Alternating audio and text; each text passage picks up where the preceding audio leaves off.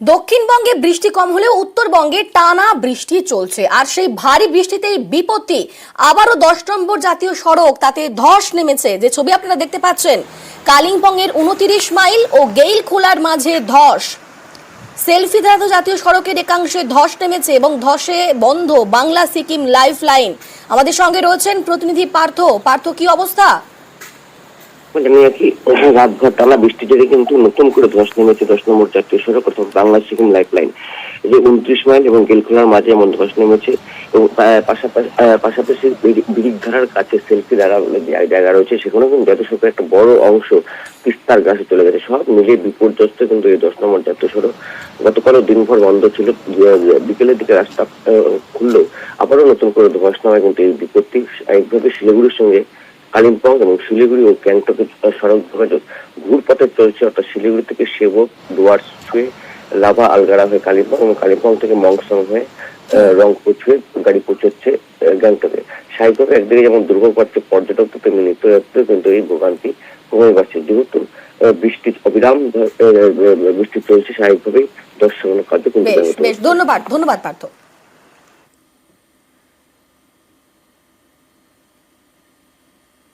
হুগলির মাটি লুট নদিয়ার দুষ্কৃতীদের। নৌকায় চড়ে এসে কেটে নিয়ে যাচ্ছে গঙ্গা পাড়ের মাটি। নদীর পাড়ের মাটি কাটার কারণে হুগলির জিরাটে ভাঙনের আতঙ্ক ক্রমশই বাড়ছে। শাসক দলের মদতে এই মাটি চুরি হচ্ছে বলে অভিযোগ বিরোধীদের। পাল্টা পুলিশের কোর্টে বল ঠেলছেন স্থানীয় তৃণমূল বিধায়ক।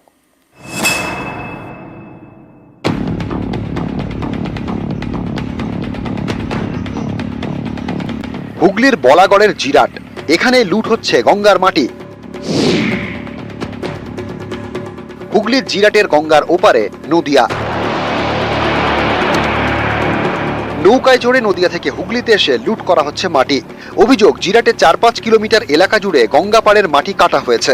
মাটির সঙ্গে মাঠের ফসলও লুট হচ্ছে। প্রতিবাদ করলেই জুটছে হুমকি।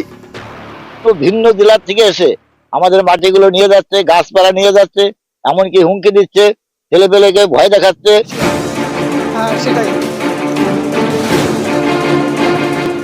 স্থানীয়দের দাবি, দীর্ঘদিন ধরে নদীর পাড় থেকে মাটি কেটে নিয়ে যাওয়া হচ্ছে।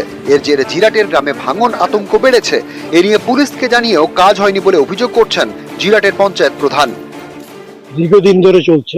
আমি প্রধান হওয়ার পর প্রথমেই আমরা লিখিতভাবে কমপ্লেন জানাই গত ডিসেম্বর মাসে। তারপর বলাঘাট থানা স্টেপ নেয়, কিছুদিন বন্ধ থাকে। এইভাবে মাটি কাটা চলতে থাকলে ভাঙনটাকে বিপর্যয়ের জায়গায় চলে যাবে। আমরা ডিএম লেভেলে ব্যাপারটাকে দেখার জন্য বলছি। জিরাটে গঙ্গার মাটি চুরি নিয়ে সরব বিরোধীরা। তাদের দাবি, তৃণমূলের মদতেই নদিয়ার দুষ্কৃতীরা এসে হুগলির মাটি লুট করছে।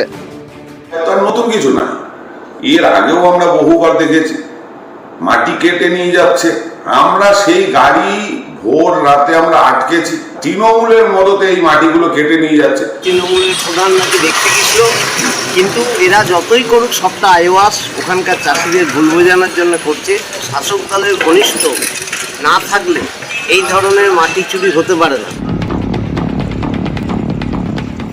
মাটি চুরিতে মদতের অভিযোগ মানতে নারাজ স্থানীয় তৃণমূল বিধায়ক। তিনি বল ঠেলছেন পুলিশের কোর্টে। আমি তো বিধানসভা এলাকাতে 365 দিনই করে থাকি। কোনো মানুষ আমাকে যদি এসে না জানায়, আর যদি সেই মাটি কাটা হয়েই থাকে, তাহলে সেটা তো দেখার কাজ পুলিশ প্রশাসন সেটাকে বন্ধ করবে। যে কোনো রকম কোনো দুর্নীতির সঙ্গে আমি যুক্ত না, কোনো দুর্নীতিকে আমি প্রশ্রয়ও দিই। পুলিশ রাখা হয়েছে, আর এফআইআর এর পরে আমরা ডেফিনেটলি ধরা হবে। কিন্তু আমরা দেখি যে চুরির যে হচ্ছে না, ছোট ছোট বস্তা করে, ওরকম মেজর ইয়ে করে, ওরকম ছোট ছোট ইয়ে করে আসছে ওই নদিয়ার থেকে। তো হোপফুলি আমরা কেস করা হয়েছে, উইল ডেফিনেটলি